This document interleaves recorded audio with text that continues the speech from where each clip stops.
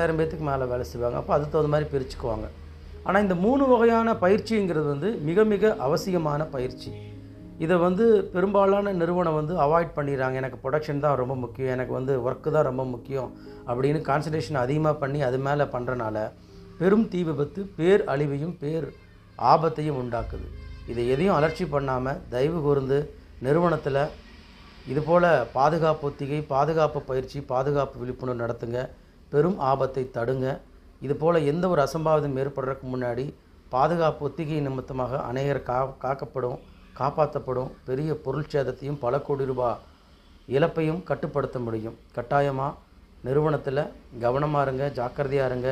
சொல்கிற வழிகாட்டிகளை 100% கடைப்பிடிங்க. இந்த பதிவை மற்றவர்களுக்கும் ஷேர் பண்ணுங்கள். நன்றி, வணக்கம். Robert, safety expert, NGO social worker. நன்றி.